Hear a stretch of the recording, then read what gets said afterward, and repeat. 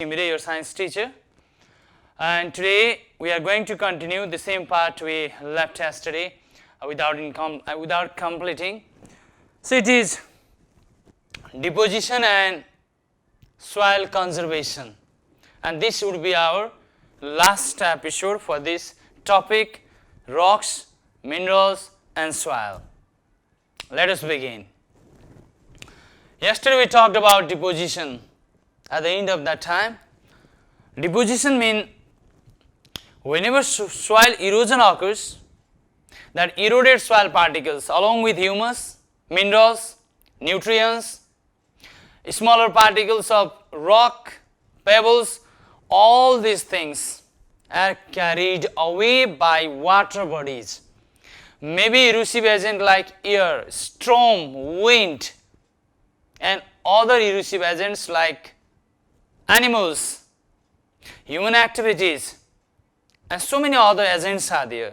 These agents carry those soil particles away from where does it exactly take place, to the place where it is low altitude, where it is low lying land.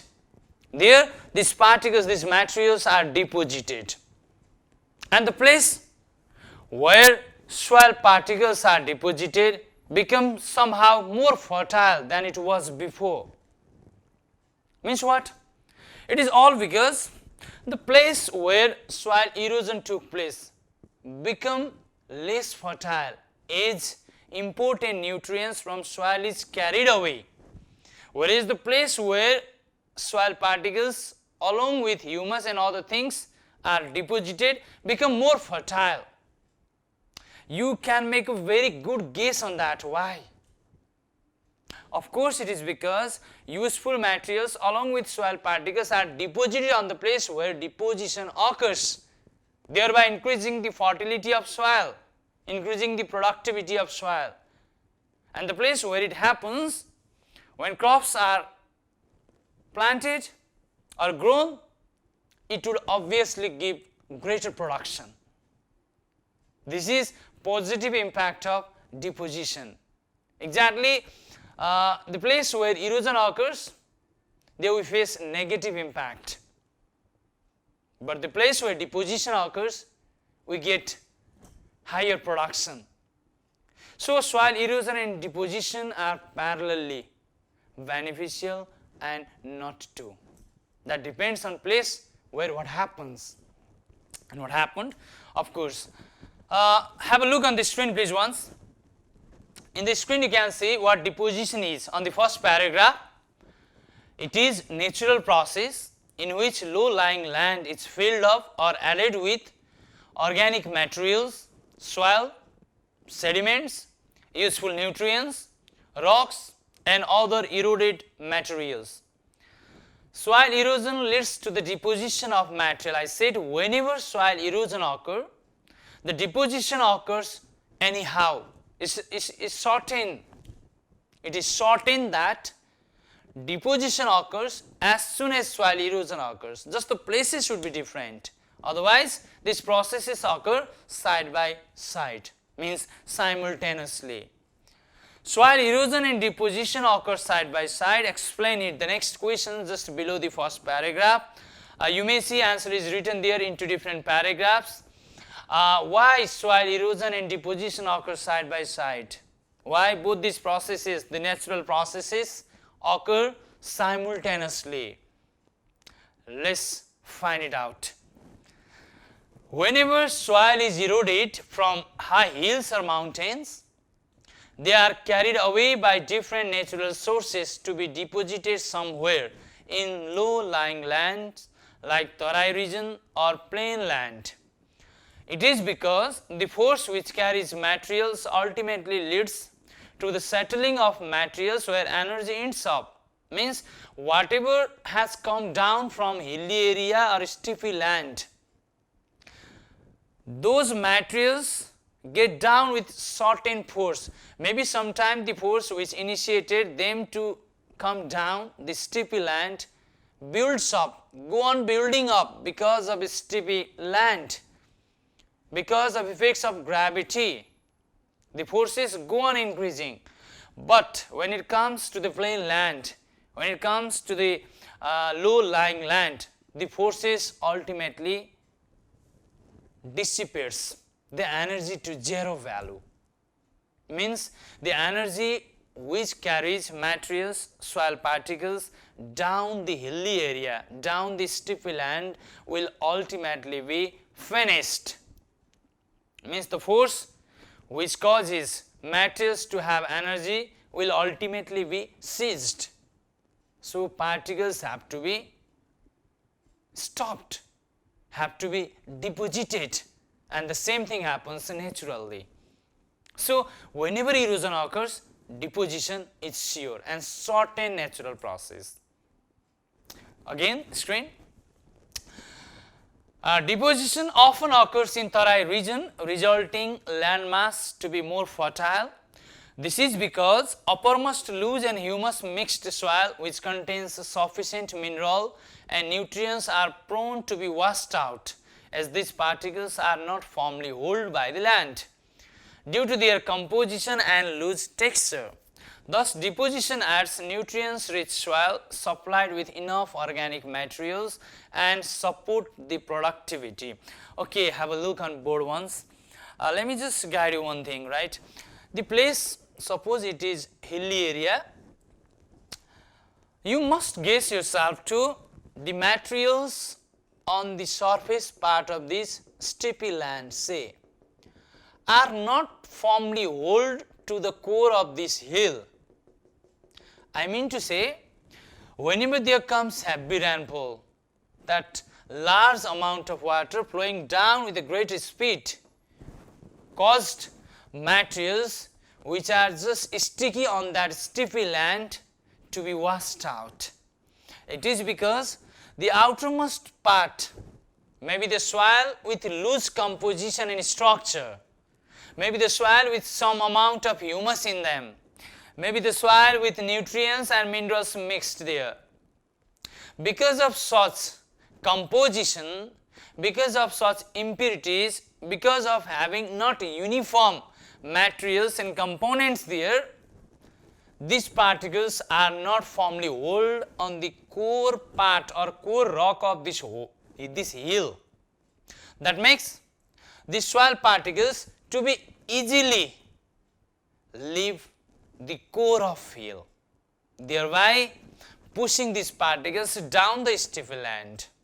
This can easily be done by even wind, a normal speed wind also, because outermost particles get exposed to the sunlight to the maximum extent that dried them to enough. And of course, you know, dried materials are always light in weight. They can easily be blown away by even a small speed wind. So what I mean to say, whenever erosion occurs, only uppermost loose layers of soil that contains enough humus, nutrients and minerals are carried away by the erosive agent. So deposition means what? Deposition of useful materials, not just a soil, deposition of nutrients and minerals as well. So wherever deposition occurs, productivity increases to greater extent. The crop productivity would be maximum, and that is beneficial aspect of deposition. I think you understood. So soil erosion and deposition occur side by side. At a glance, see, soil erosion takes place, erosion occurs mostly on steepy land,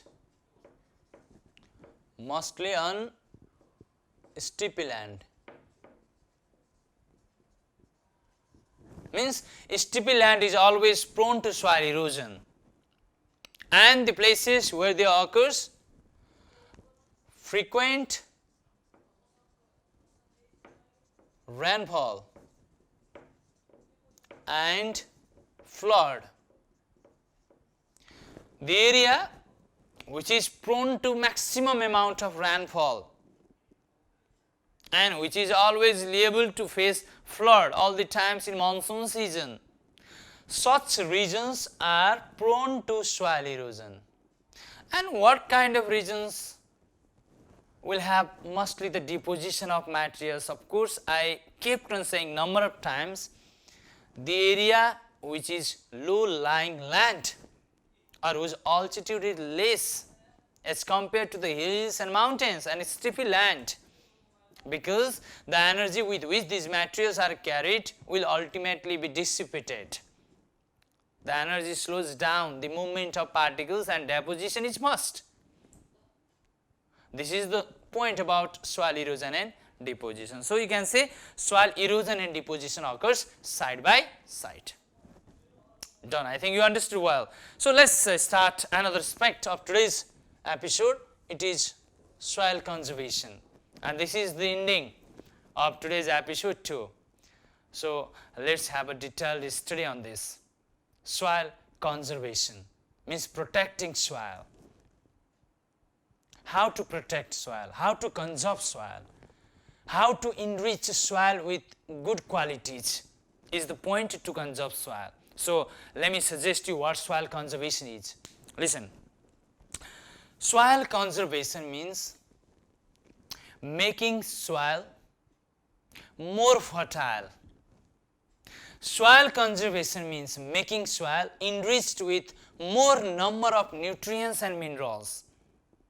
Soil conservation means preserving soil with some useful insects, fungi, bacteria and other microbes that are needed to raise the quality of soil. Also, soil conservation means protecting soil or fixing soil firmly on the ground, means preventing any kind of soil erosion.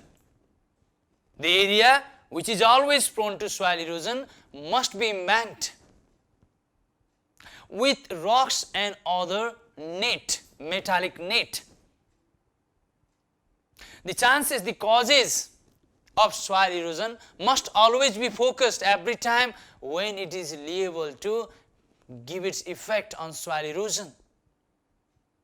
These are the methods of conserving soil. So, soil conservation means nothing but very easy definition comes here. Listen, soil conservation means the process in which the quality of soil is preserved by providing necessary nutrients to it so that quality of crops and plants and other thing is always enhanced. Keeping in mind soil is not washed out from steepy land. This is what soil conservation is anyway. Okay, what are the ways of conserving soil? Let us discuss turn by turn all these points and ways. Means mitigating measures of soil erosion. Soil erosion, how to reduce the effect of soil erosion, how to reduce the chance of having soil being eroded out of steepy land is what the methods of soil conservation is. Let us go turn by turn and point wise point. Number 1, very first point is, if it is steepy land and we are going to have agricultural practices on that, if it is hills or mountain or steepy land, whatever, if you are having agricultural practices or some farmers are adopting wrong agricultural practices, then we must aware them to adopt scientific technique, to adopt smooth agricultural practices that prevent soil from being eroded out. So, what is that practice? What is that scientific way of preventing soil from being eroded out of that way? Is step farming and terrace farming. The very first point comes here under soil conservation technique. Number 1, see here, soil conservation. Okay. Number 1, having TE, terrace or step farming on steepy land.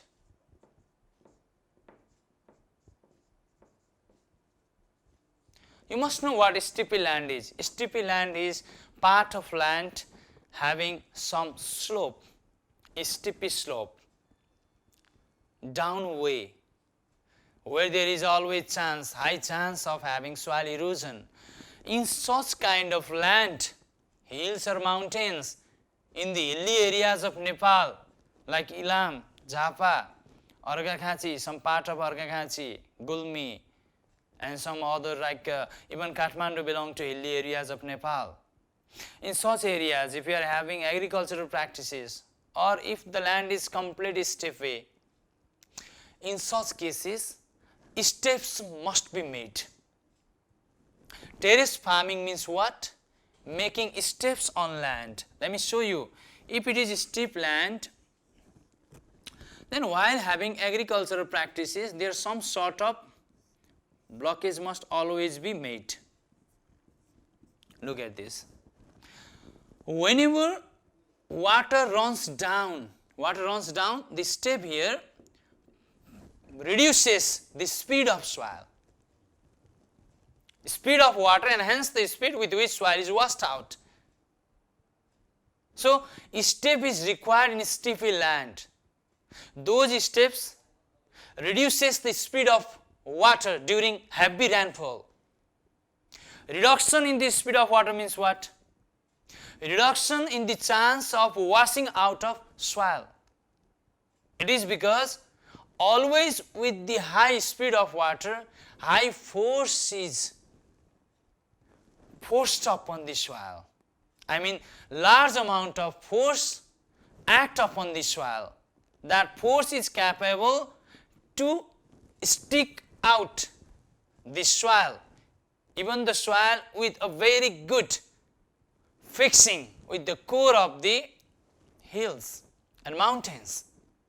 So, our main intention must be to minimize the speed of water that flows downward, and that is making terrace or steps on steepy land. Next point, okay, let me rub it out. What is next point? To conserve soil. Okay, let me write number 2. Adopting crop cycle is a very good technique. Crop cycle. What is that crop cycle? Adopting crop cycle means having similar kinds of crop planted on same land, make land free of those minerals and nutrients which plants need. If you sow, if you grow similar kind of crops or plants on same land, those plants always keep on absorbing similar kind of minerals and nutrients, thereby leaving land out of minerals, free of those minerals. In such a case, land would be enticed by the good qualities. So, what we need to do? We need to sow, we need to plant, we need to grow different kinds of plant, different kinds of crop. If you are having maize plant for one season, then on the next season, better you sow another kind of plants like rice or some leguminous plant. You must know what leguminous plant is. Leguminous plant. So, during the crop production, we must always keep in mind to have leguminous plant for some season in our field. Planting leguminous plant in our field means adding up nutrients and manures naturally to the soil. These leguminous plants have nodes in their nodules, in their roots. That nodules have natural power to convert atmospheric free gases like nitrogen into the manure. It converts free atmospheric nitrogen into the nitrites, soil nitrites and soil nitrates. That is what good manure to the soil. It enriches the quality there. That is why It is natural atmospheric fixation of nitrogen into the manure, and that is done by the nodules present in the roots of leguminous plant. But what is there in the roots of leguminous plant that possesses an ability to convert atmospheric free nitrogen into the manure? Of course, it is bacteria there. The nodules of leguminous plant contains large species of bacteria in large number, and these bacteria are always responsible for fixation of atmospheric free nitrogen into the manure. This adds manure into the soil and make it better for growing crops for the next season. So alteration of crop is very must if you really want soil to be conserved. Next point, after crop cycle, number 3, embankment on the flood prone sites. Okay, listen. I said you number of times, flood is one of the natural reason to wash out the soil from certain places, especially those areas or those sites which are always prone to flood. Every monsoon must always be given greater focus. What I mean to say, those areas where occurs flood frequently must be embanked with metal net having large boulders of rocks inside. You might have seen the areas of rivers, aside of river, you might have seen people making an embankment with rocks and metal net. That embankment helps water to not cross that barrier, thereby preventing the chance of flood. Preventing the chance of flood means what? Of course, conserving soil by not allowing soil to be washed out by the water that comes along with flood. This is another way of conserving soil. Number 4, solid waste management. Solid waste management. Look at this point. What we have done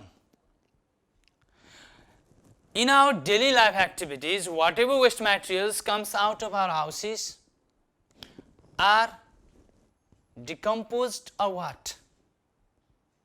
Have you been in the process of recycling them?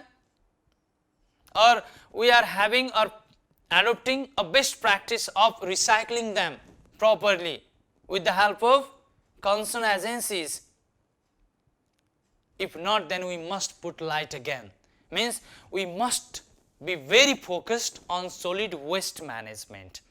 Those materials which are not able to decay, means non-biodegradable. These materials must be properly collected first, and these materials must be rightly disposed with the help of municipalities' concerned site. I mean to say, there comes vehicle to collect waste materials from each houses which belong to municipality and metropolitan city, maybe in village development areas too. So whenever we need to collect those waste materials, that should be rightly disposed to that concerned agency which is given authorized by municipality or metropolitan city, of course. The second aspect, if we have garbages or if we have some other biodegradable materials or substances in our houses, these materials can rightly be disposed by converting it into compost manure. For this, you can go through the way of making compost manure by the help of making ditch using lime and other processes as well. So those materials which are biodegradable must be converted into manure by the process of making it to compost manure, and those which are non-biodegradable can be recycled. That would be the correct way of disposing solid wastage. And disposing solid wastage in a place where they should be means not dispersing them anywhere we like. That is what we call solid waste management, and this does not aid impurities, non-biodegradable substances on the soil. Thereby it does not hamper the quality of soil. So solid waste management is one of the another way of having soil conserved. The next point is also there. Unplanned urbanization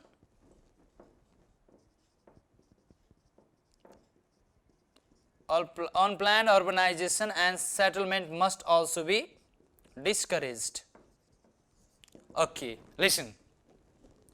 Unplanned urbanization and settlement must also be discouraged. It is because we must always find out the area better for production. These areas must not be encroached by human settlement and industrial establishment. You know why? Because those areas are always a good productive areas which provide you foods. These areas must be separated from the area which is not able to produce enough crops. So to be protected from future starvation that we may face if we encroach those areas with high productivity, we must be very sensible. So the concept of sustainable development must be adopted. Areas with no productivity and areas with higher productivity must always be analyzed, and mandatory rules and regulations must be implemented by even government, local government and agencies as well. So areas with higher productivity must not be encroached with human settlement and urbanization and industry setup. These are some of the ways through which we can conserve soil. Adding manure time and again in the field where crop is always planted is another way, of course. So there are some other technique of soil conservation may be left behind. Still you can go through all those techniques through your book, textbook or internet sites. These are some most important and mandatory works we need to do to conserve soil. Okay everyone, this is the end of today's episodes, and we concluded rocks and minerals topic from class 8 geology site this way. I just want to thank you everyone. Have a very good day. Stay safe, stay home. Bye bye.